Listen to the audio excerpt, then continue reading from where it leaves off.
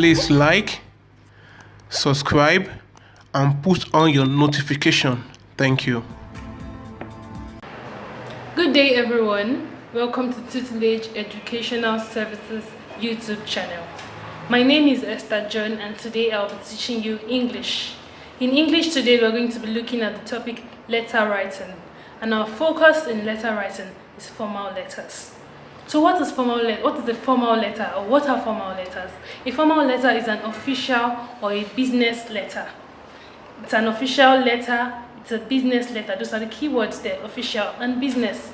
An example of formal letter is an employee writing to his or her employer, a student writing to the principal of his or her school, a graduate applying for a job in an organization. Those are examples of formal letters. Formal letters are written for different purposes. You write formal letters to make a complaint, to make an inquiry, to apply for a job. You can write a formal letter to make a proposal. You can write a formal letter for a formal invitation. Important things to note about formal letters. We can also call them rules of formal letters. There are 3 of them we're going to look at today. The first one is correct grammar. It is important that we use correct grammar all through our letter writing, especially in formal letters. Now, for correct grammar, it is not allowed that you use abbreviations or slangs when writing a formal letter. You cannot use contractions like don't, haven't. You have to write them in full and say have not, do not, did not, and so on and so forth. You should also avoid using slangs like hey, what's up, as if you're talking to your friend. No, a formal letter is an official letter, so those are not allowed in formal letter. Another rule of formal letter is for you to go straight to the point. Avoid unnecessary casualness and unnecessary friendliness. Go straight to why you are writing the letter. Don't start dilly-dallying and talking about things that does not have anything to do with the letter you're writing. The third point to note is for you to be conscious of the arrangement of a formal letter. Now, in the next slide, we're going to look at outlines of formal letter. So these are the arrangements you are supposed to be conscious of. The way a formal, what is coming first? What should come second? What should come third? Those are the things for you to note when I say you should be conscious of the arrangement of formal letters. So let's take a look at the outlines. The first thing is the sender's address. The second is the date. Then we have the receiver's address, the salutation, the subject or the heading, the body, the closing, and the signature. Now the sender's address should be at the top left-hand corner of the material you're working on. Then the date should be after it, and there should be a line gap between the sender's address and the dates. Then we have the receiver's address. Then we have the salutation. The receiver's address should be on the other side of your material after your date, which is on the top left-hand corner of your material. You have the receiver's address, then you have your salutation, which is your dear sir or madam, or if you know the person's name, you can write the name of the person and write it respectfully. Don't shorten it, don't abbreviate it or anything like that. Then you have the subject or the heading. Formal letters they are not like informal letters. They have subjects, they have heading. Why are you writing this letter? Let us know in one line why you are writing this letter, and that is your subject or your heading. Then we have the body of a letter. The body of a letter is simply divided into 3 parts: the introduction, the body, and the closing. Your introduction should state your purpose, why you are writing the letter, so that the reader can know that yes, from the very beginning, this is the intention for this letter. This is why this person is writing this letter to me. Then your body should give details about your purpose. So what are the things that happened that led you to say this? What are the things that you want, or what are the specific things you are complaining about?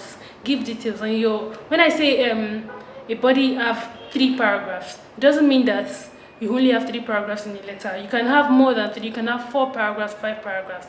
It simply means that the body of your letter, the body of the body of your letter can have more than 1 paragraph. You can give details in more than 2 paragraphs if what you're complaining about is that many. Then the conclusion of your body should state the action you want the reader or the recipient to carry out. And you have to do this respectfully. Do it in a respectful tone. For example, you can make a suggestion. You are not supposed to say that, okay, this is what you're supposed to do, or this is what I want you to do. It should come in a form of suggestion. You are suggesting that, okay, this is what I think you should do, or this is what I think should be done in this situation. That is what the conclusion of your body should be. Then we have the closing, which is your yours faithfully or yours sincerely. And don't forget to put your comma after that. Then your signature immediately after your closing, and your full name after your signature. So let's take a look at, using all the outline we discussed, let's take a look at a class example. Write a letter of complaint to the manager of Hector Restaurants, complaining about the quality of the service he got. Now, in our outline, the first thing is the sender's address. And like I said, it is at the top left-hand corner of your page. So, what is our sender's address? 25 Temple Street, Ifako, Bagada, Lagos. Then we have our date after a line gap of the sender's address. We have 11th of October 2020. Then we also have the receiver's address on the other side of the page, which is the manager.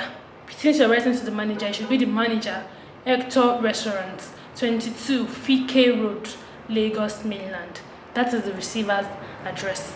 The next thing there is the salutation. We have dear sir or madam. Then we have the heading, which is the letter of complaint. And then we have our body. The introduction of our body is, I am writing to complain about the quality of service I received from your restaurant yesterday. Then you can go ahead and give details about what happened at the restaurant yesterday, which can be, I made a reservation for 2, but when I got there were no free tables, and I had to wait for about 45 minutes to get a free table. Then another body of your letter can be complaining about the food that was served and the attitude of the waiters or the waitresses. This can be the body of your letter. Then for the conclusion, you can suggest to the manager what could be done. For example, you can have, I have visited this restaurant a number of times and I've never experienced such attitude from your waiters or waitresses. So I suggest you look into it to avoid losing your customers. That could be it. Very short, very simple, going straight to the point. Then for your closing, yours sincerely, comma. You put your signature after your closing, then your full name, Joseph May. So that is it for formal letters.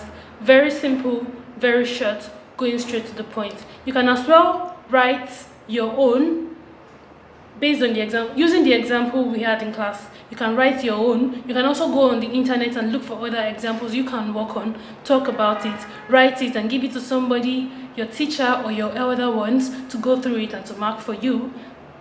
That's just it. Thank you for watching today's episode. Don't forget to like, to subscribe and to share. Thank you so much.